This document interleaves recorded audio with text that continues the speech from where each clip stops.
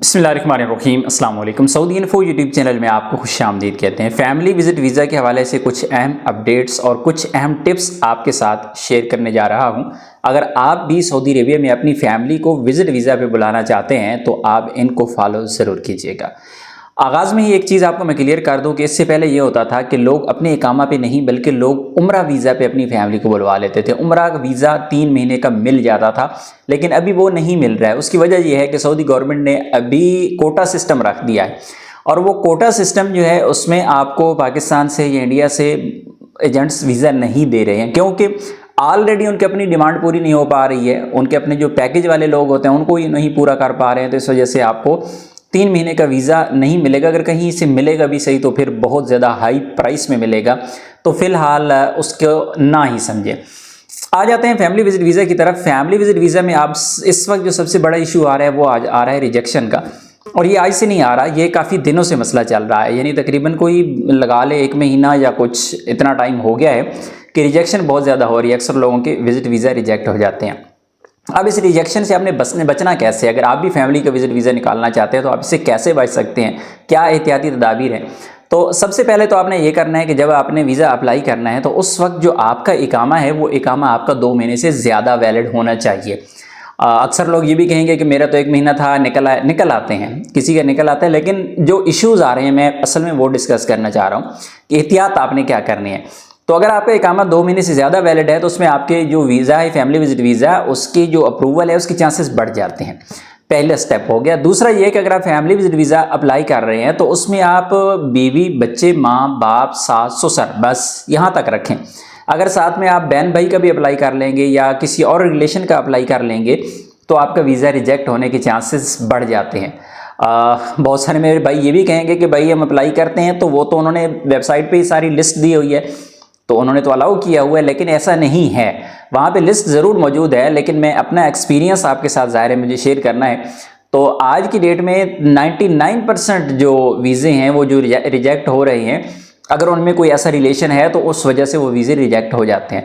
इसमें ऐसा भी होता है कि अगर आपने बीवी बच्चे का अप्लाई किया, साथ में आपने सिस्टर का अप्लाई कर दिया, तो होता क्या है कि सिस्टर के दरमियान में से वो रिजेक्ट कर देते हैं, 2 का अप्रूव कर देते हैं। लेकिन अक्सर औकात ऐसा होता है कि उस एक सिस्टर की वजह से या उस भाई की वजह से आपका जो वीज़ा है फैमिली का, बीवी बच्चों का, वो भी रिजेक्ट कर दिया जाता है। तो इस चीज़ का आपने स्पेशली ध्यान रखना है।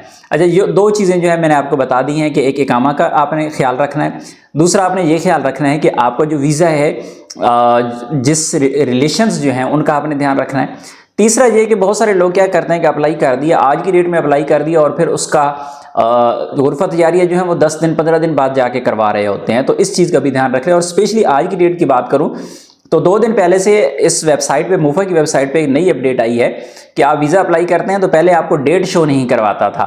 यानी आपकी जो एप्लीकेशन है ना उसकी डेट नहीं होती थी, आप महीने बाद भी उसका गुरफत जारिया करवाते थे तो अप्रूवल आने के चांसेस होते थे। लेकिन अभी ये जो आपकी एप्लीकेशन है, एक दफ़ा आपने जब अप्लाई कर दिया तो 30 दिन के अंदर आपका गुरफत जारिया नहीं हुआ या 30 दिन के अंदर आपका वीज़ा अप्रूव नहीं हुआ तो वो आपकी रिक्वेस्ट जो है वो रिजेक्ट ही समझें, वो रिक्वेस्ट आपके काम की नहीं रहेगी।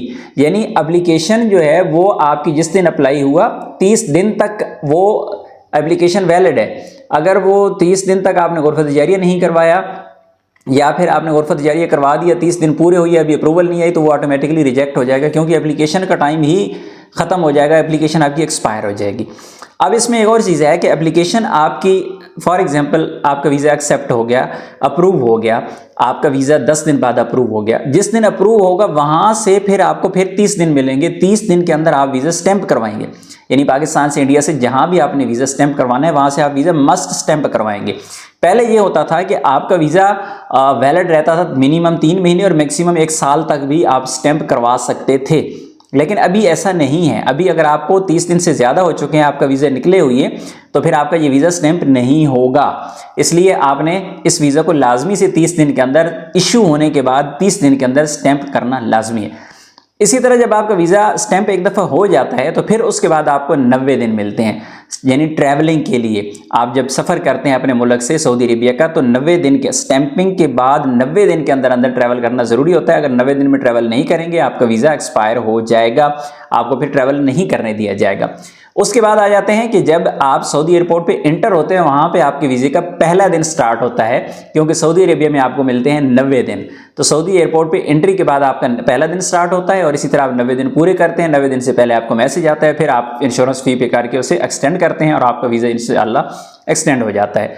रही बात मल्टीपल वीज़ा की, तो मल्टीपल वीज़ा वाले बिल्कुल भी ना सोचें मल्टीपल के बारे में। मल्टीपल बिल्कुल बंद हो चुका है, उसके फिलहाल कोई चांसेस हैं नहीं है, ना होने के बराबर।